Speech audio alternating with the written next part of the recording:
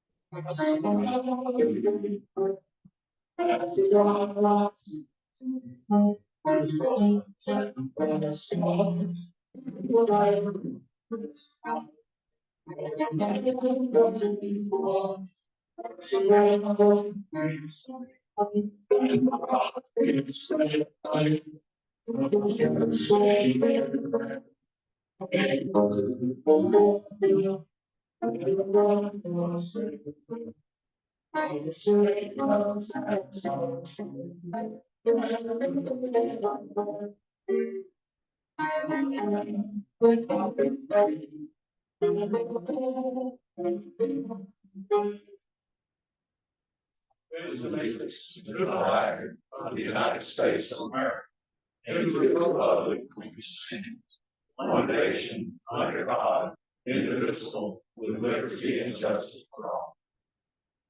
Thank you. Mr. David Hanks, invocation, please.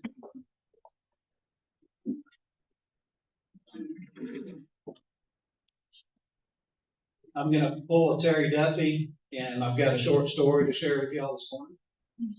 A country minister was attending a men's breakfast. He asked one of the old farmers in attendance to stand up and offer prayer. The farmer stood up and he said, "Lord, I hate buttermilk."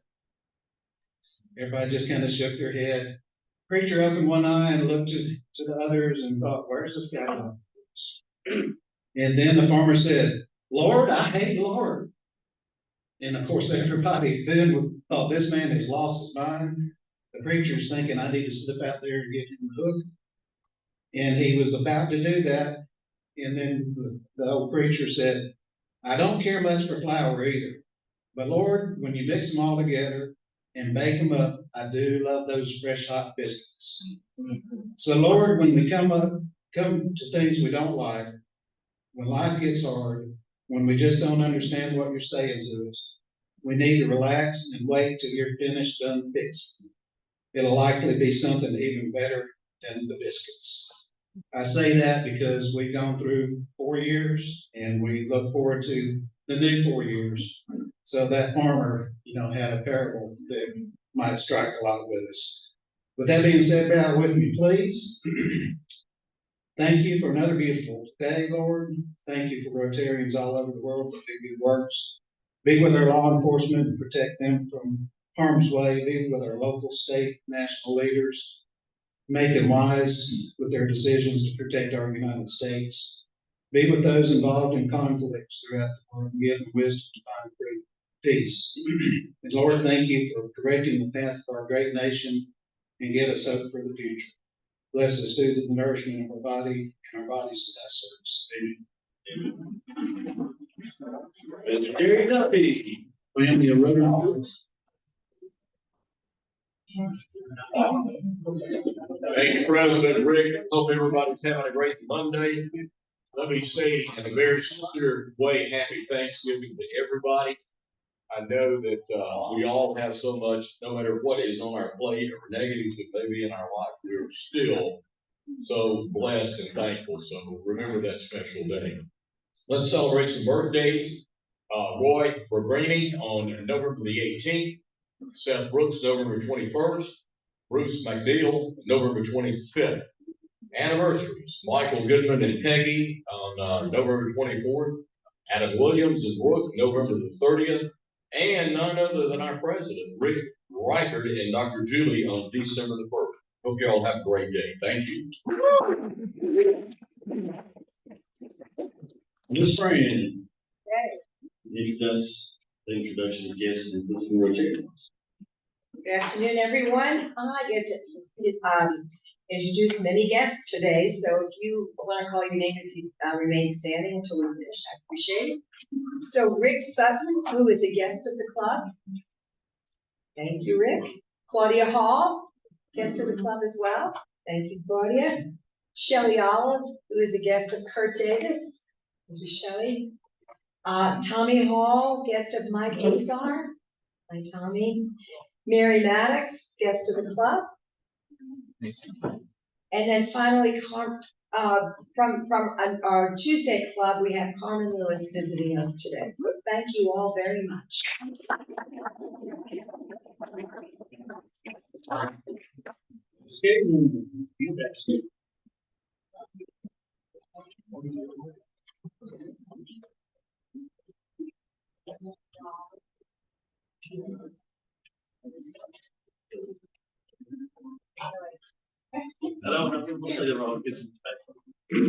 Points today, 108. Last four, 0283, 0283. Hey, we have a winner.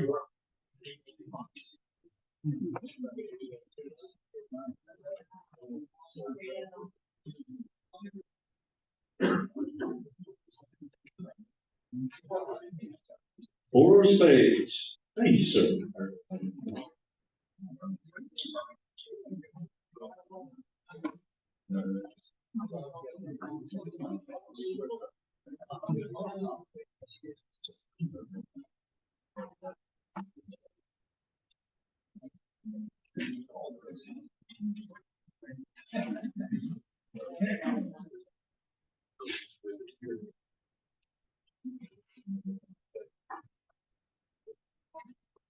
We got a special guest, Paul Lee, for Danny Sharp. All right, first one up wins.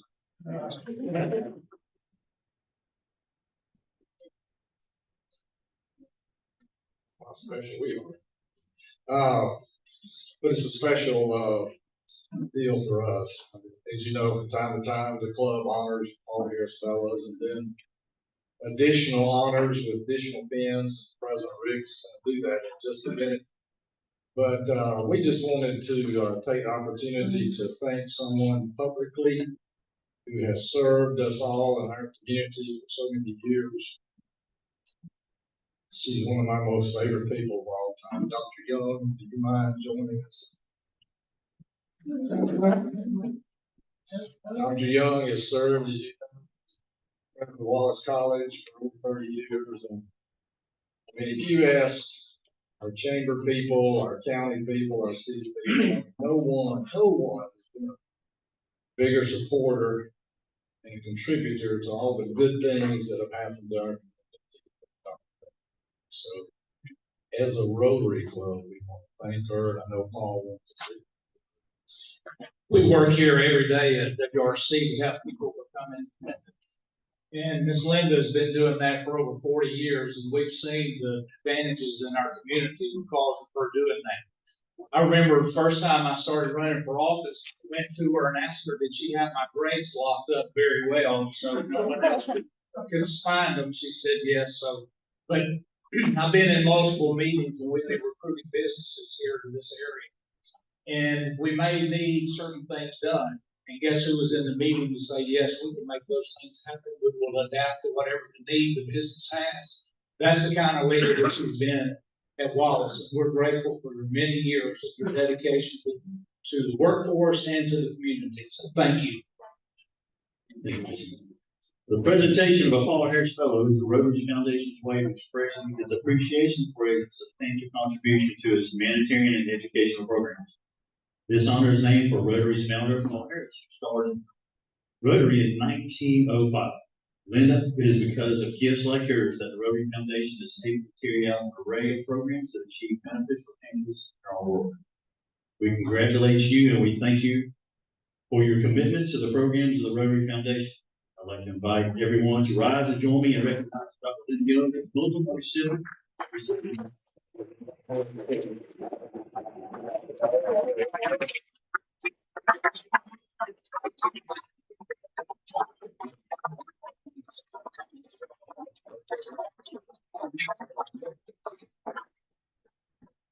This is a surprise. You know, when you retire, they say you start going to doctors. So I'm going to physical therapy when I leave here. That's why I'm dressed this way. But thank you so much. Rotary is an important organization to the college and a wonderful partner in what we do each and every day. And thanks to you for being our partners. Appreciate this very much.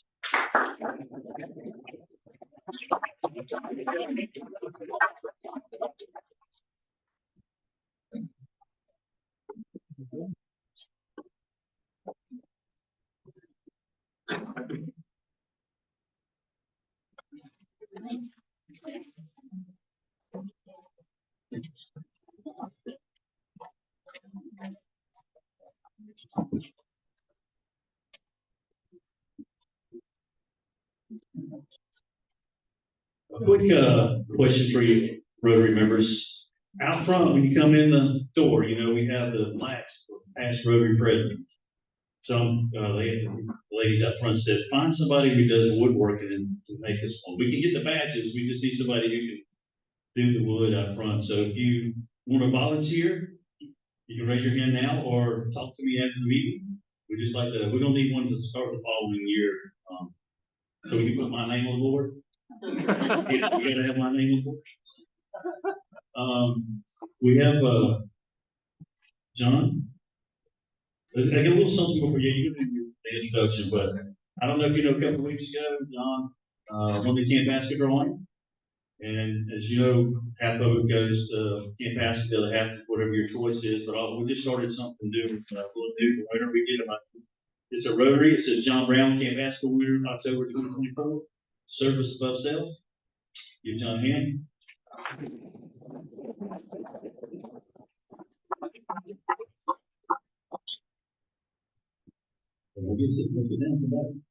It's your turn.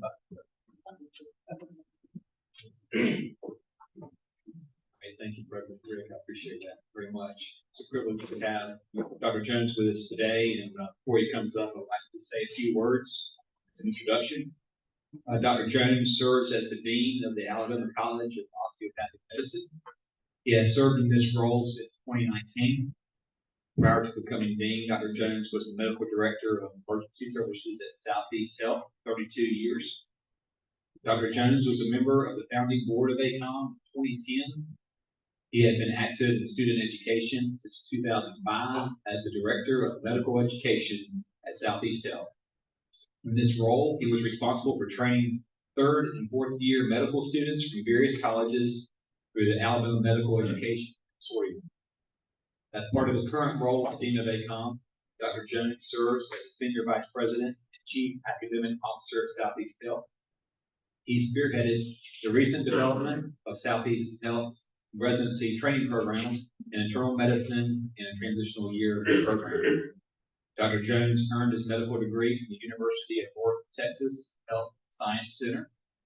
He completed residency training in emergency medicine at LSU's Charity Hospital Residency Program in New Orleans, where he served as chief resident. Please help me welcome Dr. Jones to the stage.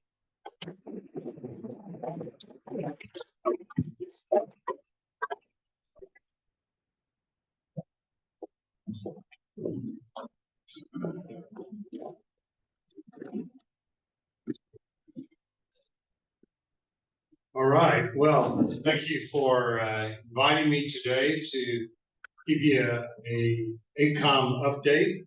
It's good to see some familiar faces in the audience. Bruce McNeil, who welcomed me when I first hit town, the sheriff who we probably ran into each other in New Orleans once or twice and didn't know each other again, and Larry Williams, who was actually, I think, one of my first students in the EMS program at Wallace as medical director out there. So, let me first say that you probably all know that ACOM exists, but I'd like to kind of take you from the beginning and give you some information about ACOM. We are a not-for-profit osteopathic medical school. We are the academic division of Southeast Health. And we opened our doors in 2013. We have graduated 8 classes. They're all doing well. I'm going to share information about those students, now physicians, with you. And but first, let me just share our mission here. If you could look at the screen, you'll see I bolded a couple of phrases. From the student's perspective, we want them to understand that we are there to help them be as successful as possible. We want them to learn a very large amount of medical information in a relatively short period of time and do very well on their board exams, which ultimately will help them obtain the residency that they're interested in. So we are very learner-centered at ACOM. Our faculty are there for primarily education, but they also have obligations to the school in the area of research and service. With regards to educating the students, a very, very important part of being a physician is keeping the patient central in the care that's provided.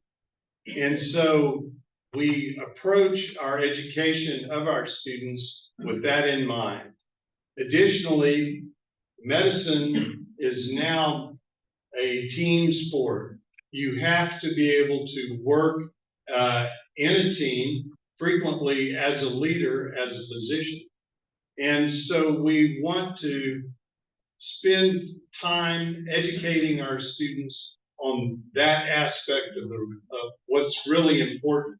That continues once they get into graduate medical education, but we begin that in the undergraduate medical education arena.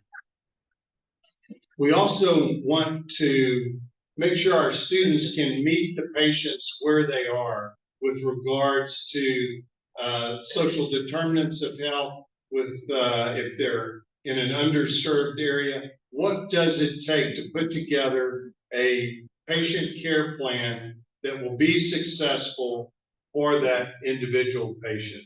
So our mission also includes educating students to become physicians that will come back to our area, the tri-state area, and help meet other areas in need throughout the country. So we'll look at outcomes in a minute. Before we do that, I want to talk about how did Southeast Health get into medical education business.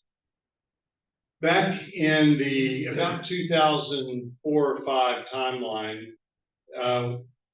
Dr. Will Baker, who started the Alabama Medical Education Consortium, which is a state-supported entity that identified students outside the state that may be from Alabama, but were going to medical school outside the state. In other words, not to USA in Mobile or UAB in Birmingham, that had ties to Alabama or wanted to come train in Alabama.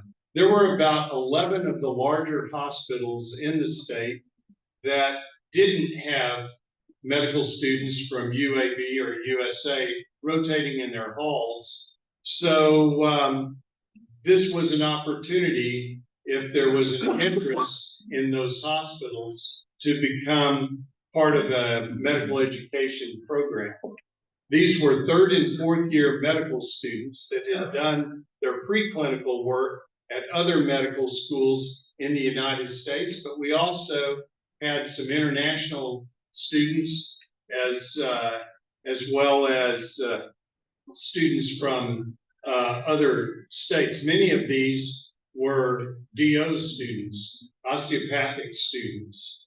And during that time, there was a discussion because these 11 hospitals had created the clinical rotations for the 3rd and 4th year. What would it take to do the first 2 years of an osteopathic school? There are 2 allopathic programs in the state, and we had no DO programs. And so that was a discussion. That discussion was had several venues throughout the state, including here in Dothan. And Mr. Glover, who was the chairman of the board, had a conversation with the Healthcare Authority Board here about that possibility. And the story goes that there was Evelyn Hutchinson, a board member, who heard about this and actually raised the question, why can't we do that here in Dothan? And so Mr. Glover and Ron Owen and the remainder of the board had conversations around that, did a feasibility study, and made the decision after speaking with city leaders and county leaders to make that commitment. So in 2010, the Healthcare Authority petitioned the accrediting body for osteopathic medical schools and were awarded the privilege to develop the Alabama College of Osteopathic Medicine here in Dothan, Alabama. In 3 short years, we built the building you see in the middle here. We recruited faculty and staff. Dr. Craig Lenz, our founding dean, came in and led that process for us. And we've graduated 8 classes since. Our doors opened in 2013. It's a 4-year program. And all of them, our students are doing really well. 1,247 physicians have graduated from ACOM thus far. So in the United States, there are 2 traditions of complete physicians. The allopathic physician, or MD, and the osteopathic physician, or DO. They are more alike than different today, but allopathic medicine started in the 1700s as a trade, and it kind of progressed into a system of education into the 1800s. About 150 years ago, a gentleman by the name, an MD by the name of Andrew Taylor Still, said he was kind of a rebel. He was disappointed in some of the things that were occurring in medicine back then. There were no antibiotics, and surgery often led to death and infections that led to death. And so he took a more wellness approach to medicine. And that became osteopathic medicine about, like I said, 150 years ago. The fact that many or the majority of osteopathic physicians go into primary care was an attractive thing for the state, for that entity, AMEC. Well, let me just step back and say primary care is defined as family medicine, internal medicine, pediatrics, and OBGYN. And so these are definitely areas that Alabama needed more physicians. So that's how we ended up with a osteopathic track. We had 2 allopathic tracks. We added an osteopathic track to the state. Just very quickly, the 4 tenets of osteopathic medicine, as I mentioned, the wellness approach, and that begins with the appreciation that the body is made up of not just the body, but the mind and the spirit. And also that the body wants to be healthy. So that is its normal state. We recognize and appreciate the ability to self-regulate and heal. And as physicians, we want to remove barriers to health. That's the philosophy of osteopathic medicine. So we see ourselves as coaches, educators. We do procedures that can sometimes save lives. But if you come to me and I treat you for pneumonia and give you an antibiotic, I'm knocking down the bacterial count in your lung so that your body can take over and heal itself. So the healing comes from within, and the physicians sometimes refer to healers. Really, it's our bodies that are the healers, and we're the coaches and remove barriers to health and educate. The third tenet is structure and function are very much related, both on the macular level and on the molecular level. So if I injure my back, that's going to interfere with how I can get about and function and lift and move. So keeping that in mind, and back 150 years ago, when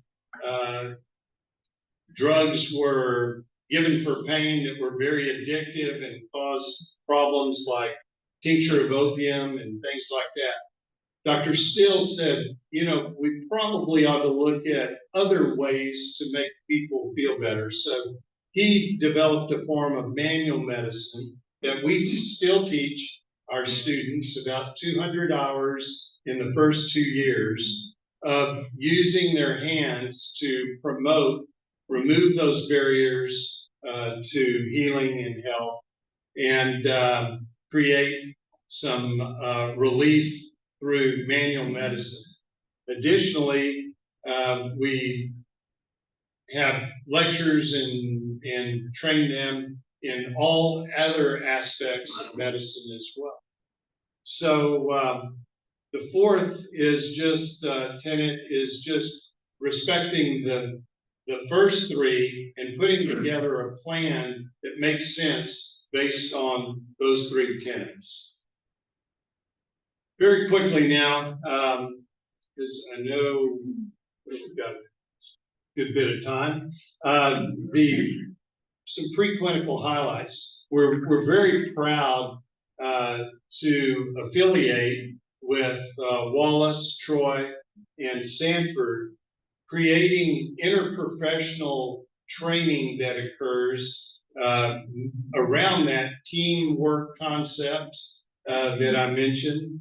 This is an area that we take seriously at the school, and we spend time working with other colleges and universities to bring our students together to learn from each other and to work together, particularly around communication, which is absolutely key in providing safe and quality care in clinics, hospitals around them. So one other area that we spend a lot of time in, the preclinical area, is simulation. And we use patient actors or standardized patients to work with our students, collecting a history, the actor memorizes a set of symptoms and complaints, and our students work with them to learn and understand how to collect the history, do a physical exam. We have mannequins, high fidelity mannequins. We have a very large SIM center. And we spend a lot of time, each student, beginning in their second semester of their first year, begins learning this, to care for patients using mannequins or patient actors. We feel this really prepares them well for their third and fourth year. And we're very good at that. The American Medical Student Association have both DO and MD students compete to each year. And we're very proud to have won 5 national championships since 2017 and 3 international championships. As you know, we are the academic branch of Southeast Health. This gives our students an opportunity during their first and second year to do some activities at the hospital as volunteer. And they focus on areas where we have great expertise and provide great care for our community and tri-state area. We have 2 clinics.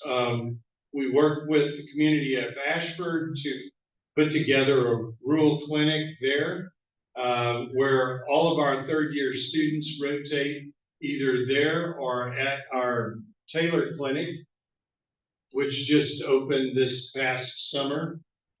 We have Ashford up and going since January of 2020. And now we've added the Taylor Clinic, serving both of these communities and the surrounding communities. It is a great opportunity for our students to work with our faculty in these clinic settings, also doing that manual medicine aspect of osteopathic medicine as well. We have a willed body program. The student's first patient is their anatomical donor, where they learn anatomy. And we feel that is foundational for our students. And we are very blessed to have donors from our area. We've had hundreds who have donated their bodies to science and education. We have a memorial there, and each year our students thank the families and the patients for that first patient opportunity. Our students give to our community through service and volunteer activities. There are several listed here. In general, we want our students to understand their role in supporting and promoting health within the communities they practice. This is just a PowerPoint that shows activities on the campus. We're very pleased to have a outdoor pavilion associated with a large container garden area. We have activities on campus, including now a sand volleyball court for our students, a walking trail and hiking areas. A little bit about our outcomes. This is our class that graduated this year in May. We had one student who wanted to go into surgery that did not match into surgery and will apply next year, but typically we have 100%, 99% placement since we have been graduating our students. You can see the majority do end up in the Southeast, but they're scattered throughout the U.S. Um, we're meeting our mission of creating primary care physicians. 52% of this class went into primary care. So since we've graduated students, you can see the breakdown into primary care and specialties here, and areas most matched into.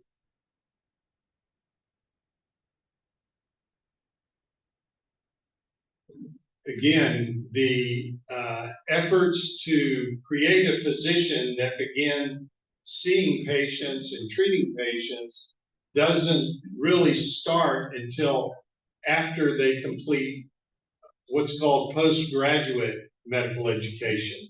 So ACOM is undergraduate medical education for 4 years, and then a residency is at least 3 years of training after graduating from medical school that can go up as high as 4 to 7 to 8 years, depending on the specialty or fellowships on top of a subspecialty.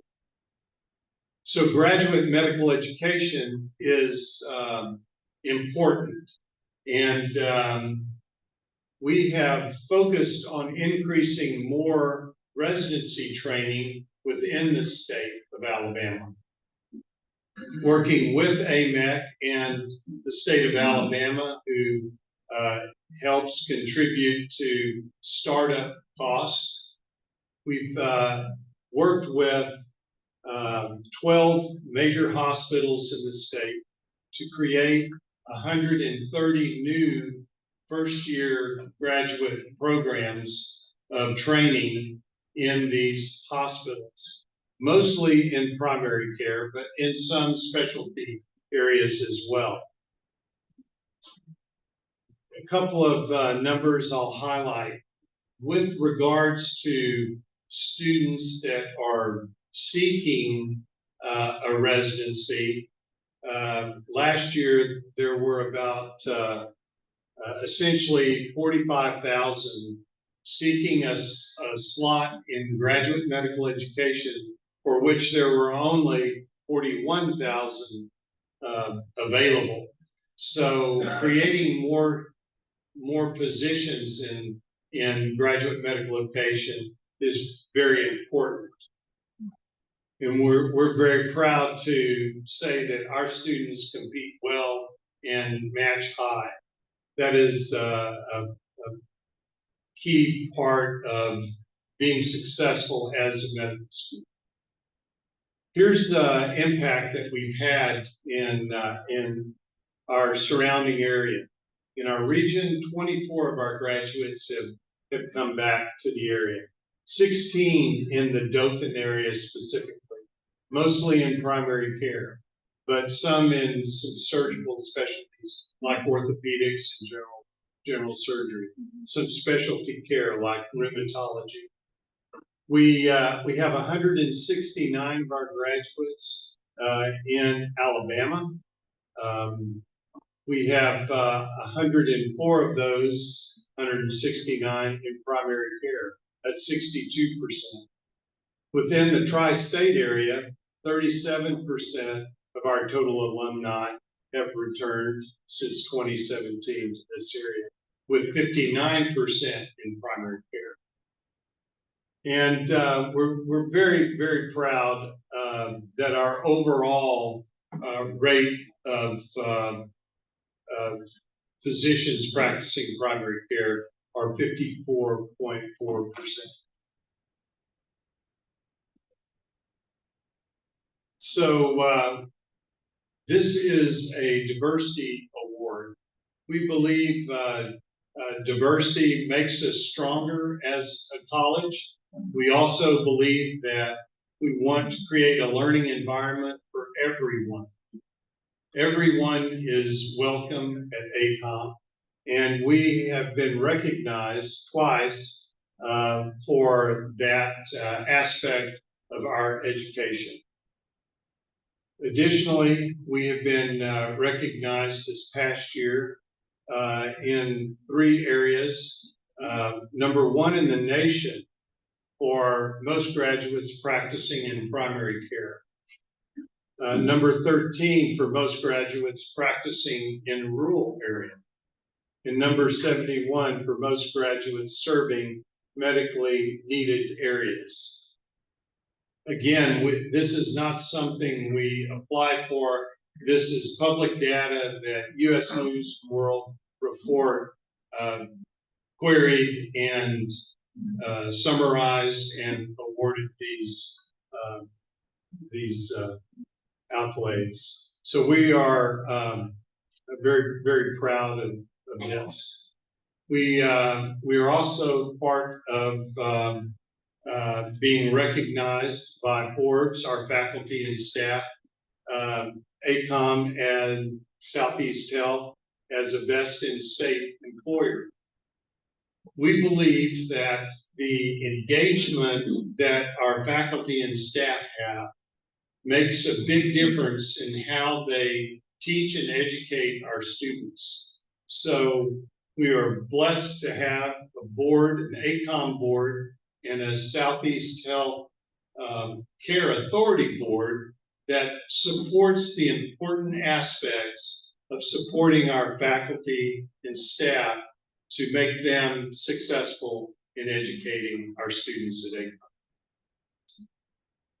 So with that, I want to thank you for your attention, and I'll be glad to answer any questions anyone may have about ACOM.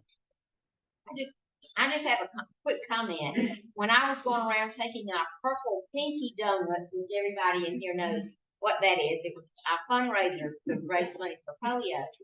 I went to a lot of the homeless shelters or at-risk people. Well, 3 of your beautiful young ACOM students were there working, serving the community. So I'm so glad to see that. But this young gentleman came in and he was, one of the girls said, well, we're going to school to be a doctor. And he said, well, what kind of doctor do you want to be? And she looked straight at him and she said, a good doctor. That's a good plan. And Yes, just sir. to throw a statistic behind that just quickly, our students do love to volunteer. And last year we looked at it, they volunteered more than 10,000 hours in the community, in this local community. So it's a huge impact. Yes. That's all, man.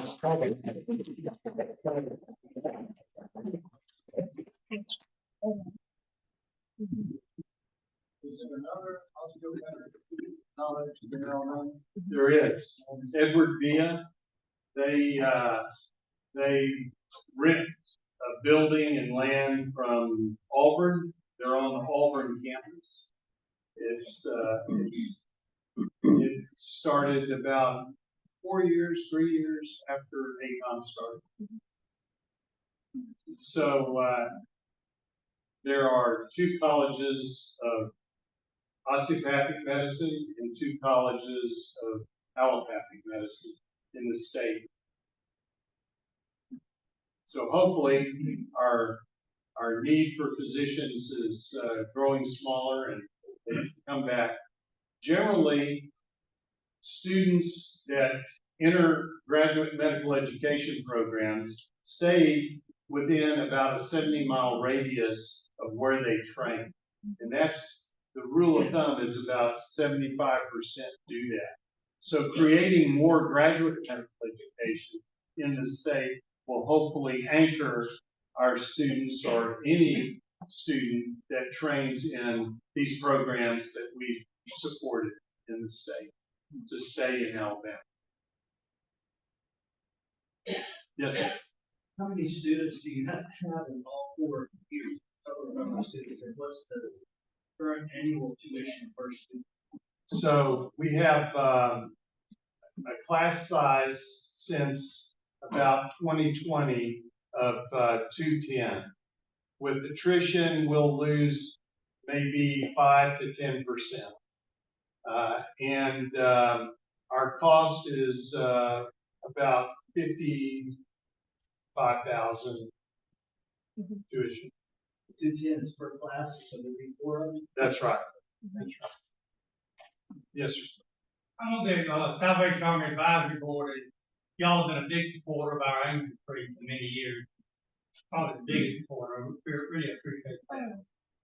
Great. It's good to hear. Thank you. What's the graduation rate total for the first 4 years? 81 and then 4 years.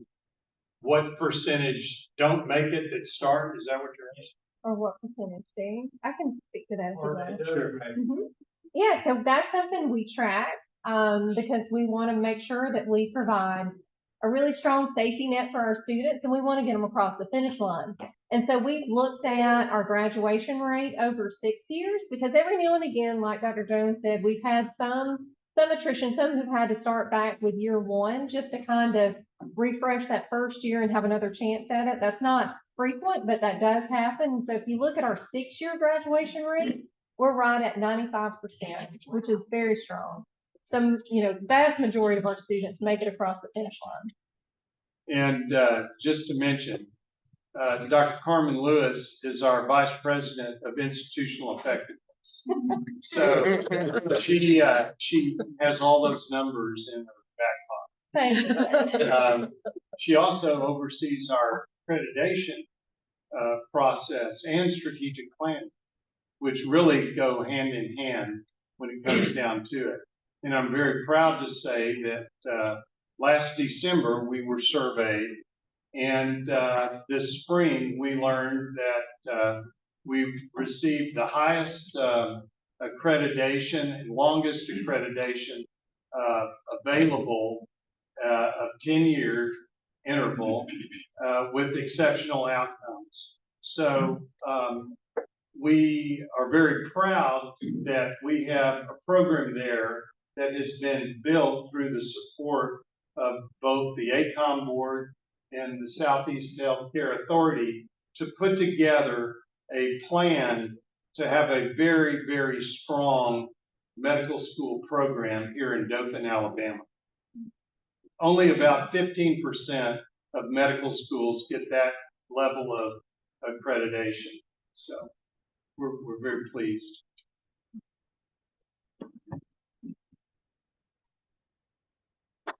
Thank you all. Again,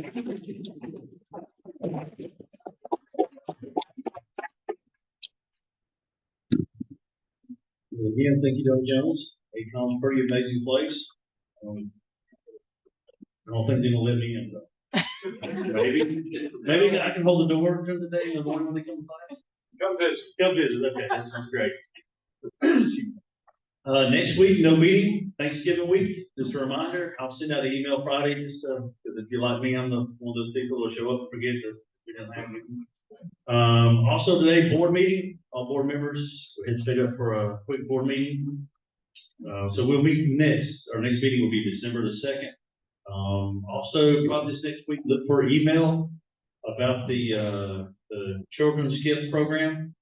And in that email will explain to you. I know everybody's used to, because it was back in you used to get a little card in your badge. We'll do that, but pay attention to the email. It'll be a lot easier to handle and have all the information that you need. So that should be coming this week too for that. So if we can, let's stand for the 4-way test. Of the things we think, say, and do. Is it the truth? Is it fair? Will it be on good will? Will it be beneficial? Thank you all. Have a great Rotary Day. Thank you for coming. Like you may be good with numbers. Hello.